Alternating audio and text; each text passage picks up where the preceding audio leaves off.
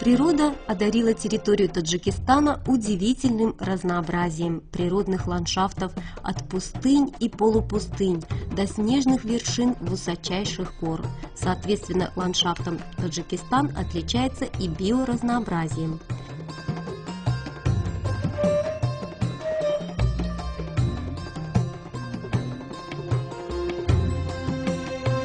Природа Рамита такая изумительная, что вновь и вновь притягивает к себе тех, кто хоть раз был в этом райском уголке Азии. При виде горных вершин, покрытых ароматными цветами и стремительных водопадов, забываешь об усталости и недугах. Атмосфера первозданной природы, свежий воздух и журчание чистой воды успокаивает и оказывает лечебное воздействие. Всего в 65-70 километрах от душного Душанбе находится чудесное место совершенно другой эпохи с необыкновенно сильной аурой. Конечно, по дороге в Рамит придется попотеть, так как придется ехать по плохим дорогам, давно не видавшим ремонта, но Рамит стоит того, чтобы немного потерпеть.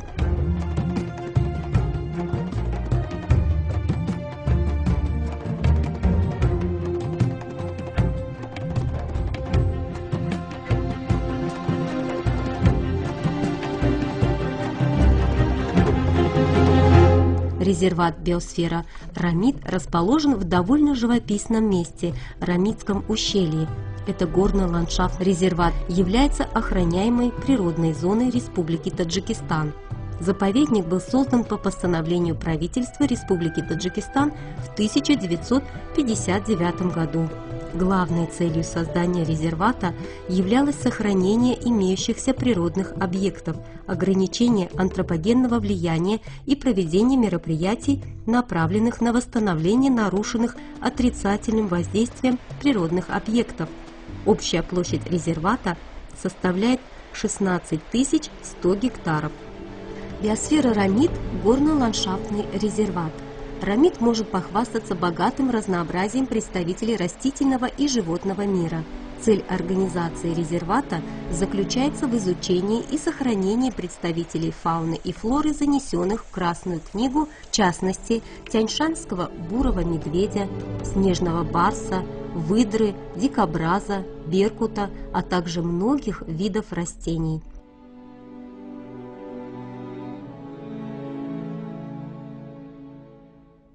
По административному делению так называемый треугольник сокровищ с каньонообразными ущельями Ушрута и Вашрута относится к Вахдатскому району.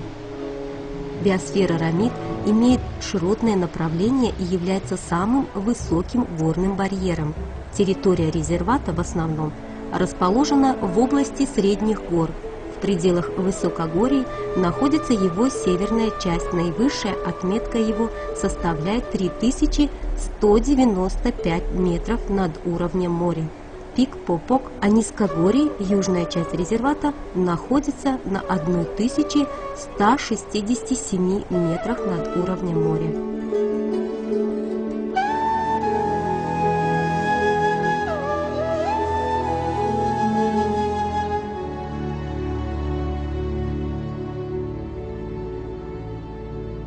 Спустивших горных вершин в ущелье по берегам Сардай-Миона к селу Гускефа перед глазами открывается каньонообразная скала Акбар. По обе стороны от нее открываются сразу две панорамы – горное ущелье Архус со своими березовыми рощами и Дашти-Мазор. Здесь слышен веселый щебет птиц, воздух пропитан запахом арчи.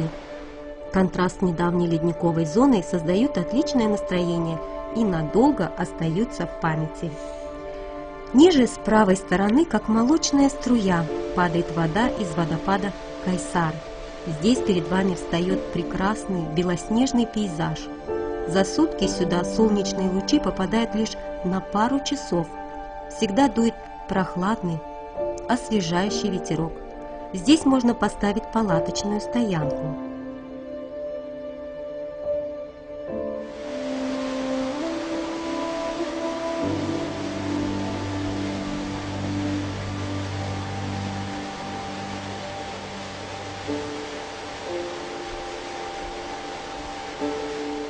А в селении Вистан можно попробовать местные кисломолочные продукты – дух и чургот.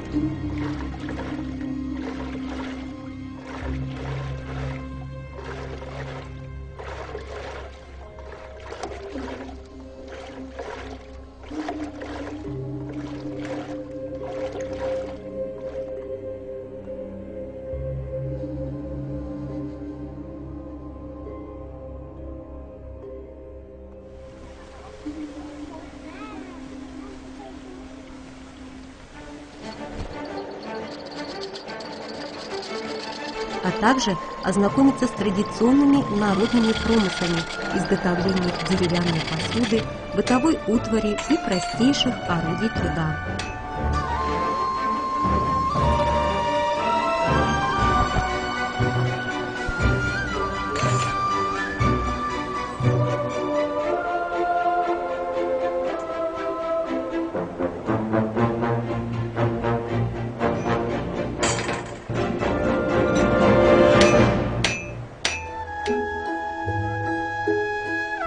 Кстати, можно что-нибудь подобрать и себе, если договориться о цене.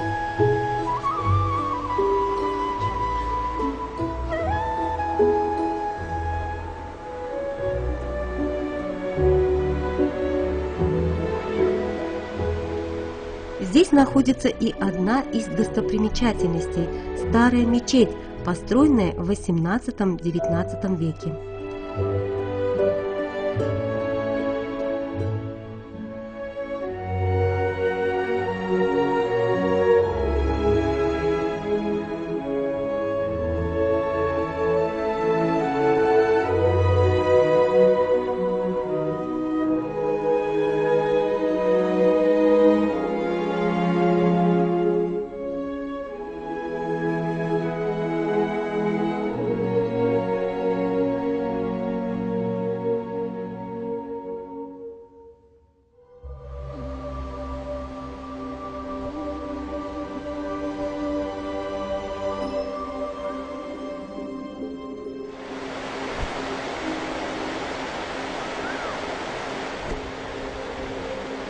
Особенное удовольствие принесет рыбалка. В здешних водах водится форель, маринка и туркестанский сомик. Основными достопримечательностями этой местности являются красивые и разнообразные ландшафтные пейзажи, а также остатки древних строений село Хушон и крепость Хисорак в районе кишлака Коху. Археологические материалы, найденные при раскопках крепости Хисорак, указывают, что это сооружение было возведено в X-XII веках. Обнаруженные на территории кишлака плавильные печи и железные изделия свидетельствуют о том, что жителями крепости, кроме оборонительных функций, осуществлялись и другие хозяйственно-производственные процессы по обеспечению ее жизнедеятельности.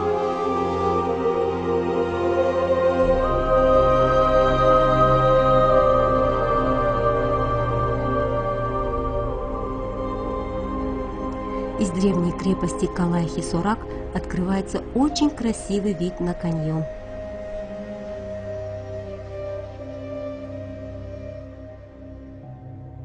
Я нахожусь в Таджикистане для того, чтобы путешествовать с велосипедом. Мы перешли Азию через Истамбул, Турцию, потом были в Китае, а теперь задерживаем в Таджикистане на 1 месяц. Мы решили посетить парк Руми, так как на карте мы увидели, что это природный заповедник. И данный парк выглядит очень красиво. Дорога занимает 13 километров, которые покрыты горами и реками. И еще дорога является очень качественной, и это играет очень важную роль в нашей поездке. Также стоит отметить гостеприимность людей, которые угостили нас и с которыми мало общались. Спасибо, Таджикистан. В Рамите стоит побывать. Это природный резерват, где охраняются многие представители местной флоры. Рамит – просто рай для археологов. Здесь продолжают открывать новые стоянки и святилища. Кроме того, можно посмотреть каменные памятники, напоминающие исполинские статуи.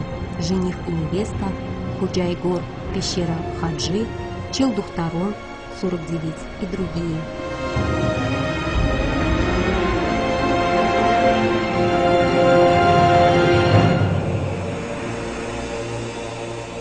Еще одной достопримечательностью рамитских окрестностей является знаменитый Явроз. Пребывание в этом райском уголке наверняка благоприятно отразится на вашей физической форме, так как пешие прогулки по Рамиту и экскурсии – это постоянные подъемы и спуски по наклонным поверхностям.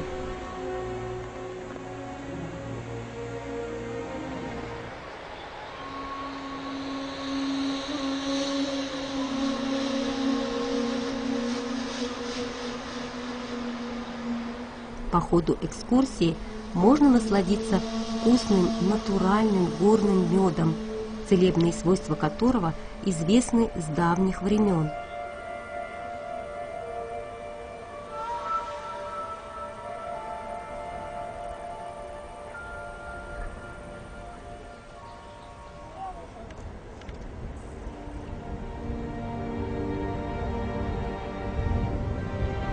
Посещать Рамит всегда любили и туристы, и просто отдыхающие.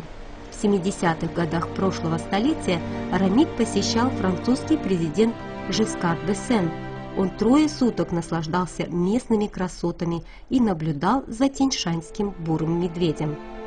А в 1995-96 годах здесь отдыхали посол Америки Эскудеро и государственный секретарь США Джеймс Бейкер. В чарующие берега Кафернигана у подножья гор влюбляется практически каждый, кто ступал на эту землю. И это легко объяснимо. Живописная Рамитская долина со своими селами Боги-Мири, Хушон, Коху, Новакипойон, Новакиболо, Дашти-Мазор, Вистан, Гускев и Пчев в одном ущелье и Сони, Депир, Тавиши-Боло, Тавиши-Пойон, Лангар, Яфрак в другом.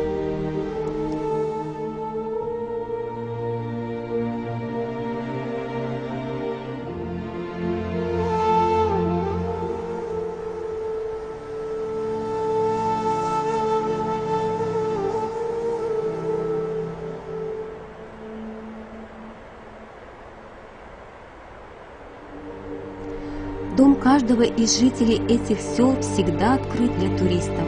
Можно свободно заказать комнату, вкусно поесть, а заодно и познакомиться с традициями гостеприимных жителей. Для любителей верховой езды можно по доступной цене заказать ослика или лошадь с гидом, или без, выбор за вами.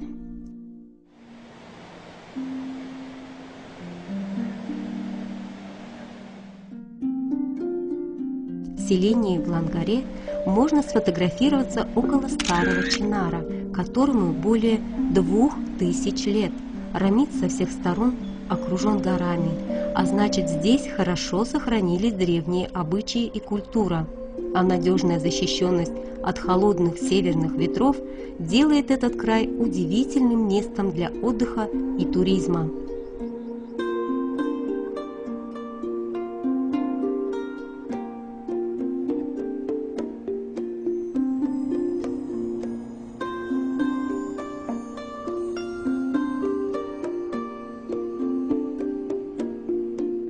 Резерват Рамит расположен на южном склоне Гисарского хребта, в верховьях реки Кафарниган. Южно-восточная граница резервата примыкает к Каратигинскому хребту. Территория резервата имеет форму треугольника. Вершина треугольника ориентирована на юг и находится в месте слияния рек Сардай-Миюна и Сорбо, образующих реку Кафарниган. Река Сорбо, образующая восточную границу резервата на протяжении 15 километров, имеет общее направление течения с северо-востока на юго-запад.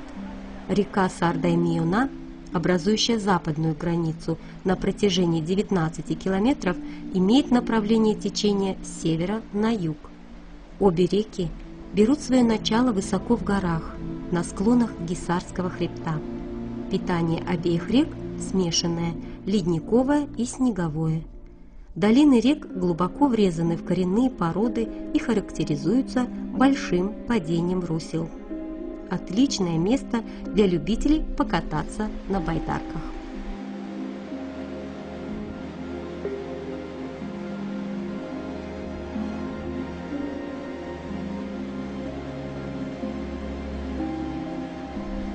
В гидрологическую сеть резервата входят горные родники, которых насчитывается более 400.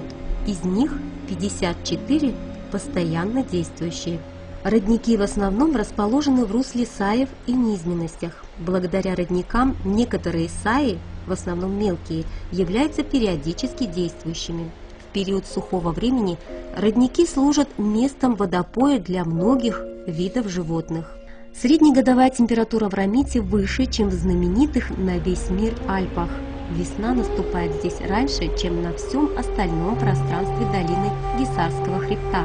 Причем весна бурная, красочная, а упоительный бархатный сезон захватывает первую половину октября. Только от ее вида каждому человеку добавляется продолжительность жизни. Он забывает о всех своих болезнях и неприятностях. Следует отметить, что природа Рамита, расположенного в системе Памира Алая, определяется приуроченностью к субтропической области древнего Среднеземья.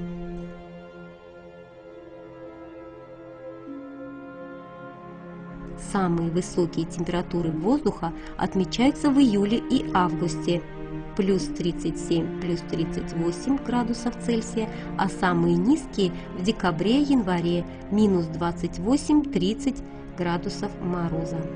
Продолжительность сохранения снежного покрова в году составляет 98 дней. Высота снежного покрова составляет в феврале от 47 до 56 сантиметров, а солнечных и сухих дней гораздо больше, чем в других местах Нагорной Азии.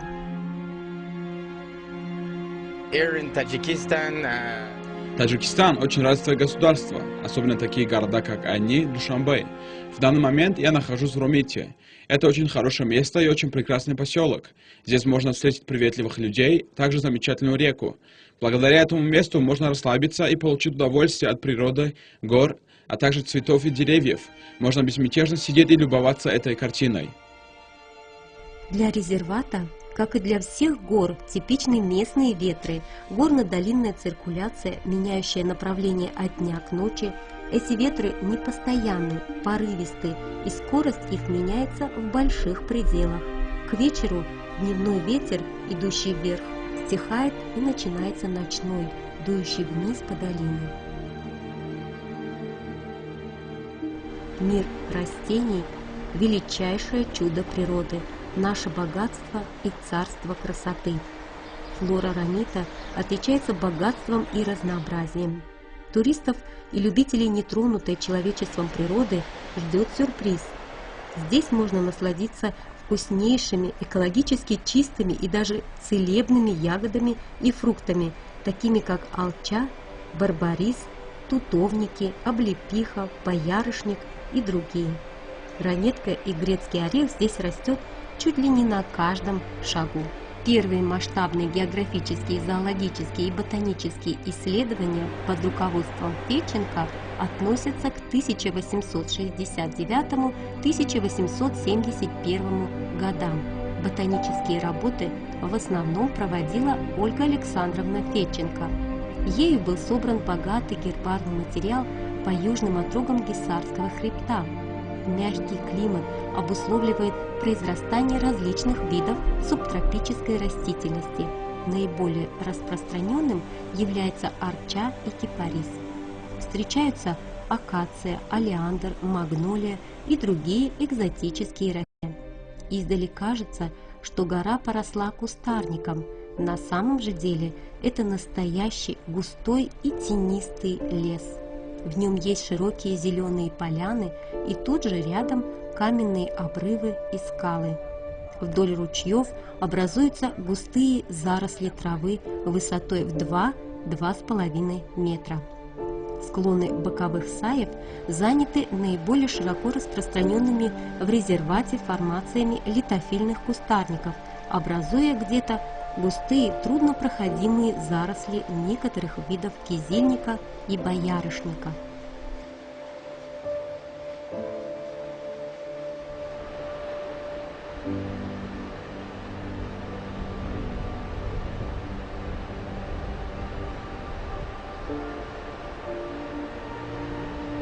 Рамит можно назвать мраморной долиной или долиной гранитов. В геологическом строении южного склона Кесарского хребта господствует отложение нижнего карбона и более верхних горизонтов палеозоя, представленные сланцами, известняками и мраморами.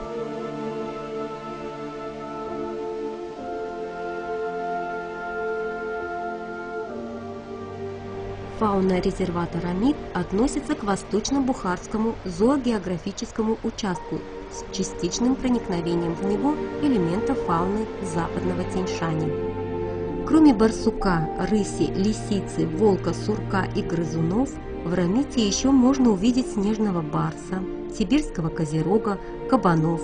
Но главный здесь и, конечно, самый большой зверь – тяньшанский бурый медведь. Бурый медведь – типичный обитатель горных лесов Таджикистана и является индикатором лесных экосистем.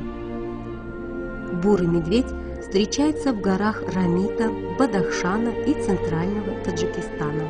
Его вес достигает 120–170 килограммов. Медведь обитает на высоте 4500 метров. В составе дикой природы Таджикистана бурый медведь – это самый крупный хищный зверь.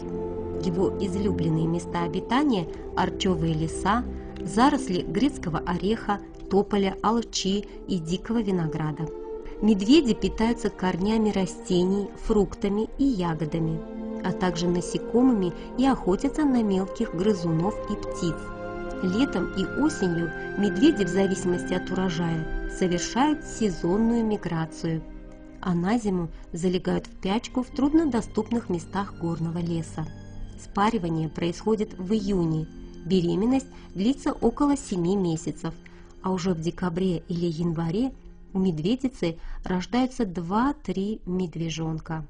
На природе бурый медведь живет 45–50 лет. Бурый медведь в очень редких случаях нападает на домашний скот. Это происходит лишь в том случае, когда медведь не находит себе подходящего корма в дикой природе. В большинстве случаев нападение медведя на человека происходит по вине самого человека. Истребление бурого медведя приведет к непредсказуемым последствиям. В настоящее время в резервате Рамит обитает приблизительно 20–25 особей медведя, и они нуждаются в повседневной охране. Жизнь медведя в Рамите не всегда складывается благополучно. Спокойную жизнь медведя нарушают такие факторы, как выпас скота, вырубка леса и прочие беспокойства со стороны населения.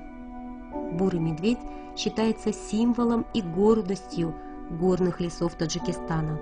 У бурого медведя нет природных врагов, разве что снежный барс или стая волков. Но самый опасный враг для медведя – это браконьер.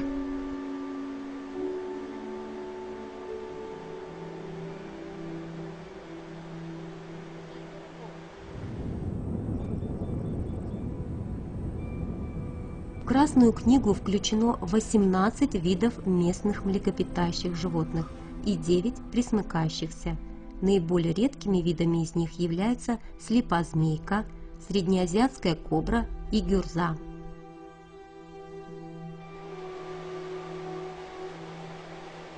Орнитофауна включает 134 вида, свыше 80 видов птиц оседлые, остальные являются перелетными и зимующими. В Красную книгу занесен белокрылый дятел.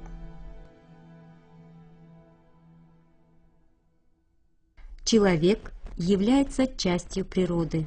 Его жизнь эволюционно и исторически тесно связана с окружающей средой, поэтому в самых критических обстоятельствах человек с большой надеждой ждет помощи от природы.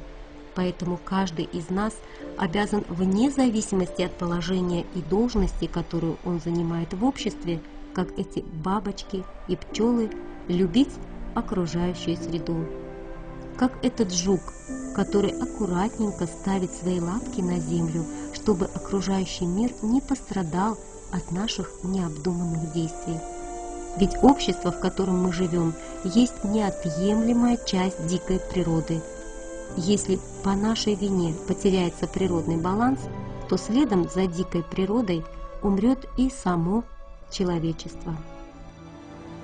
Резерват биосферы Рамид включает в себя самую живописную долину Висарского хребта, от высокогорных снежных вершин Пупок по долинам рек, горячие и минеральные родники, до памятников истории и природы, делая этот регион одним из уникальнейших мест в мире.